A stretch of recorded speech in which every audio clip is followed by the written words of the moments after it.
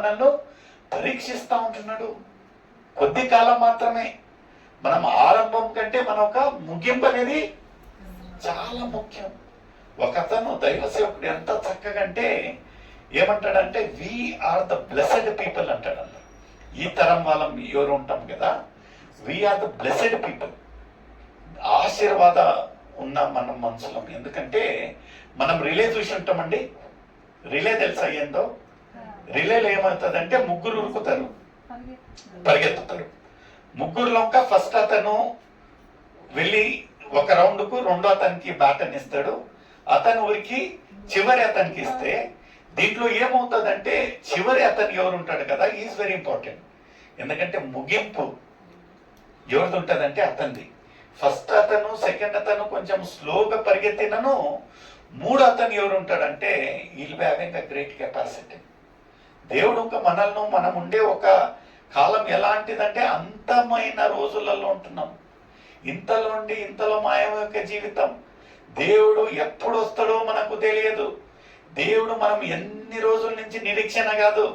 దేవుడు ఏమంటా ఉంటాడంటే దొంగవలే వస్తాడంట. ఎప్పుడు వస్తాడనేది మనకు తెలియదు. అయితే మన ఒక సిద్ధపాటు, ఆత్మీయ సిద్ధపాటు ఎలా ఉంటున్నదంటే అతను అంటాడు ఈ తరం వాళ్ళు ఎవరు ఉంటున్నారు కదా. ఎందుకంటే అప్పుడు వాళ్ళు ఎవరు చూడాలి ఈ యొక్క సూచనలు, ఎలా మనుషులు పీక్కొని తినడము, లేకపోతే ఈ యొక్క పెళ్లిళ్ళ పైన పెళ్లిళ్ళు, ఇల్లుల పైన ఇల్లులు, ఈ యొక్క దేశం పైన దేశము, ఆ యొక్క యుద్ధాలు ఇవన్నీ ఏం సూచిస్తూ ఉంటున్నాయంటే కాలము సమీపంగా ఉంటున్నది. We're in the final lap. Final lap అంటే లాస్ట్ రౌండ్లో ఉంటున్నాం. ఇంకొక 2 అడుగులు వేసామనుకోండి, 2 అడుగులు ఆత్మీయ 2 అడుగులు ముగింపుకు వచ్చుంటే దేవుడు మనకు నిర్ణయించిన ఒక బంగారపు వీధుల్లో మనం నడవబోతా ఉంటున్నాం. అయితే మనం ఏం చేస్తామంటే షార్ట్ కట్గా ఇంత వచ్చిందిలే అనుకొని ఆ నుంచి చెక్కేసినాం అనుకో, మన ఆత్మీయ జీవితం నుంచి మనం కింద వన్నము, తొట్టిల్లనము, లేకపోతే వెనక వన్నాం అనుకోండి. లోకాన్ని చూసి, లోక అతిశయాన్ని చూసి, లేకపోతే ఈ యొక్క సుఖభోగాలను చూసినట్లయితే మన ముగింపు చాలా చాలా భయంకరంగా ఉంటుంది. ఒక పాట ఉంటున్నది, నా బ్రతుకు దినములు అనేది. రీసెంట్గా మా అన్నగారి చనిపోయిన రోజు నేను ఒక పాటను పాడి ఉంటున్నాను. దాంట్లో ఈ యొక్క నా యొక్క అంతము ఎలా ఉంటున్నదో నాకు భయమే వేస్తా ఉంటున్నది అంటున్నది.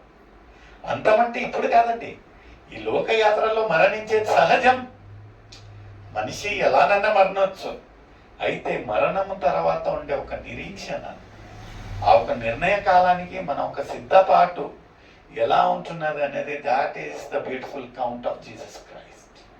ఎలా ఉంటున్నది మన ఒక సిద్ధపాటు, ఎలా ఉంటున్నది మన ఒక ఆత్మీయ జీవితం. ఆర్ వి ప్రిపేర్డ్ అనేది ఒక ప్రశ్న నీకు నాకు అయితే. రేపటి గురించి ఆలోచన లేదండి. ఎక్కువైతే ఏమవుతుందండి, మరణిస్తాం కదా. మనిషి ఎవరి గురించి భయపడతాడు, దేని గురించి భయపడతాడండి? ఎక్కువ అంటే మ్యాక్సిమం దాని తప్ప ఏమవుతుంది చెప్పండి? దాని తప్ప మనిషికి ఏమవుతుంది?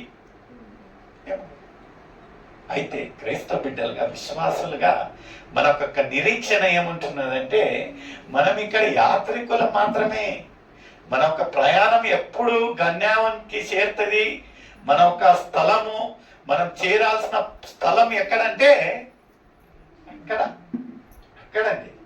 నిజంగా ప్రియమైన సోదరి సోదరుడు, ఎలా ఉంటున్నది మన ఒక సిద్ధపాటు, ఎలా ఉంటున్నది మన ఒక ఆత్మీయ జీవితం?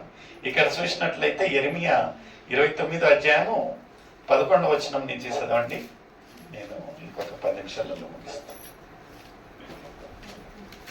Book of జెరమయా 29th chapter 11th, 12th, 13th verse.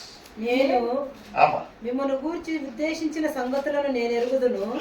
రాబో కాలమందు ఎవరంట అండి మన గురించి ఉద్దేశించేది? దేవుడు ప్లాన్లు అయ్యి. మనం పెద్ద తోపులం కాదండి. నేను ప్లాన్ వేసిన, నేను ఇట్ట చేస్తా, నేను అట్ట చేస్తా. ఒక్కొక్కసారి మనం అతిశయంగా, మీరేమో కానీ నేను ఒక్కొక్కసారి ఐ అనేది it is the middle of a sin. I అనేది ఎప్పటికీ ప్రాబ్లమే. నేను నేను నేను అంటే అది ఇంకా ఎక్కడికి పోతుందో. ఇక్కడ ఇంకా మన ఒక జీవితాలు, మన ఒక ప్లాన్స్ ఎవరు నిర్ణయిస్తారంటండి? మన ఒక ప్లాన్స్ సఫలం కావాలంటే ఎవరి చిత్త ప్రకారంగా ఉండాలండి? దేవుని చిత్త ప్రకారంగా. మనం ఏమి చేసినానో దేవా నీ చిత్త ప్రకారంగా, నీ చిత్తమైనట్లయితే. నేను ఇప్పుడు ఆ ఒక చేరుతనాన్ని నేను ఇప్పుడు ప్రస్తుతానికి చూస్తూ ఉంటున్నాను. ఒక చిన్న ఉదాహరణ చెప్తా. ఆ ఒక సింగింగ్ కాంపిటీషన్ గురించి జస్ట్ ఒక వారము 2 వారాల కిందట ఆలోచన వచ్చింది, ఒక సింగింగ్ కాంపిటీషన్ పెట్టాలని. అనుకున్నట్టుగా 2 వారాలలోనే దాన్ని ఇంటూ యాక్ట్ పెట్టాము. అప్పటికప్పుడు జయప్రదంగా దేవుడు నడిపించాడు. దేవునికి స్తోత్రం. అయితే ఈ యొక్క బైబిల్ క్విజ్ గురించి సుమారుగా 4 నెలల నుంచి ప్రయాసపడతా ఉంటున్నాను. ఎన్ని నెలలండి? 4 నెలలు. 4 నెలల నుంచి ప్రయాసపడతా ఉంటున్నాను. ప్రతిరోజు దాని గురించి ఆలోచన, ప్రతిరోజు దాని గురించి ఒక సంఘర్షణ, దాని గురించి ప్రతి ఒక్కళ్ళతో మాట్లాడుతూ ఉంటున్నాను. కానీ అయితే నాకు ఒక నిరీక్షణ ఏంటంటే, దేవుని చిత్తం ఉన్నట్లయితే, దేవుని చిత్తం ఉన్నట్లయితే అది సఫలమైంది. ఎలా ఉంటున్నది? ఇక్కడ ఒక లేఖనాలలో ఏముంటున్నది చదవమ్మా మరొకసారి. రాబోవు కాలమందు నాకు నిరీక్షణ కలుగునట్లుగా అవి సమాధానకరమైన ఉద్దేశమే గాని హానికరమైనవి కావు. ఎప్పటికీ ఒక మాట మీరు తెలుసుకోండి, దేవుని ఒక ఆలోచన, దేవుడు నిర్ణయించిన ఒక ఉద్దేశాలు ఎలా ఉంటున్నాయంటే మనకు హాని కలగవు. దేవుని ఉద్దేశం ఎలా ఉంటున్నదంటే మనకు ఒక ఎదుగుదల, మన మంచి కొరకై సమాధానకరంగా ఉండే దానికోసం మాత్రమే.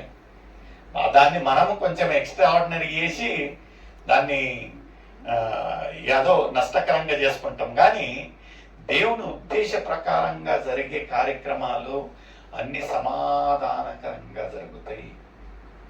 అది మనకు మంచికరంగానే ఉంటాయి అనేది ఎంత చక్కటి మాట. ముందు చదవమ్మా. ఇదే యెహోవా వాక్కు. ఇదే యెహోవా వాక్కు. నా వాక్యం కాదండి, నా మాటలు కాదండి. దేవుడు చెప్పింటున్నాడు. ఆ రోజు, నిన్న, నేడు, నిరంతరము. ఆ రోజు అబ్రహాముకు చెప్పిన మాట నెరవేర్చిన దేవుడు, ఆయనను ఆశీర్వదించిన దేవుడు. ఈ రోజు నీతోటి నాతోటి సూటిగా మాట్లాడేది, వాగ్దానం చేసే మాటలు ఏముంటున్నాయంటే దేవుడు చెప్పే మాటలను మనము గ్రహించాలి. ముందు చదవమ్మా. మీరు నాకు మొరపెట్టుదురేని. అయితే ఇది ఏముంటున్నదంటే మనం ఏం చేయాలి? ఏం చేయాలండి? మనం మీరు నాకు మొరపెట్టుదురేని, మీరు నాకు ప్రార్థన చేయొచ్చు. ఇప్పుడు ఫస్ట్ మాట ఏముంటున్నదంటే మీరు నాకు అడుగుడి మీకు దేవుడు ఇస్తానంటా ఉంటున్నాడు. ఆయన ఉద్దేశం ఇంకా అదే ఉంది. అయితే ఫస్ట్ మాట ఏమంటా ఉంటున్నాడు? మొరపెట్టుడి. అదే మత్తయి రాసిన సువార్త 7:7 ఏముంటున్నది? అడుగుడి. అడుగుడి. అమ్మ నొక్క అడగకుండా అడుగుడి మీకు ఇవ్వబడును. ఇక్కడ ఇంకా ఏమంటా ఉంటున్నాడు అంటే మీరు మొరపెట్టండి. మొరపెట్టినట్లయితే ఇళ్ళ మొరలను ఆలకించుడి, ఇలా కొరతలను తీర్చండి అని ఎంత చక్కటి మాట ఉంటున్నది. ఇక్కడ ఇంకా ఏమంటా ఉంటాడు? మొదటిగా మొరపెట్టుడి. రెండోదిమా మీరు నాకు ప్రార్థన చేయొచ్చు వత్తురేని. ప్రార్థన చెయ్యొచ్చు అంటే మనము దేవుని దగ్గరికి సమీపం కావాలి. ఊరికేనే ఈ యొక్క సవాసం లేనట్లయితే నిజాయితీగా యథార్థంగా చెప్పండి, మనం ఎక్కడ ఉంటాం ఈ సమయానికి? టీవీ ఎదురుగా కదా, టీవీ ఎదురుగా, లేకపోతే లోకరీతిగా ఏదో ఒక అల్లరితో కూడిన ఆటలు పాటలు. సహవాసం అనేది ఎందుకు అంత శ్రేష్టము అంటే దేవునికి మనం సమీపం అవుతా ఉంటున్నాము. దేవుడు ఏమంటా ఉంటున్నా అంటే మీరు మొర పెట్టండి. మొర ఎక్కడ పెట్టాలంటే మీరు నా దగ్గరికి వచ్చి, ఇక్కడ వచ్చినప్పుడు మనం దేవుణ్ణి మొర పెట్టినట్లయితే ఈ సెల్లింగ్ కమ్ టు మీ, నా యొద్దకు రండి, ప్రార్థించండి. ప్రార్థన అనగా దేవునికి మాట్లాడుట కదా, దేవునితో మాట్లాడట. It is a beautiful conversation between you and God కదండి. ఇక్కడ ఒక మొదటిగా ఏమంటా ఉంటున్నాడంటే మీరు మొరపెట్టండి, రెండోదిగా నాది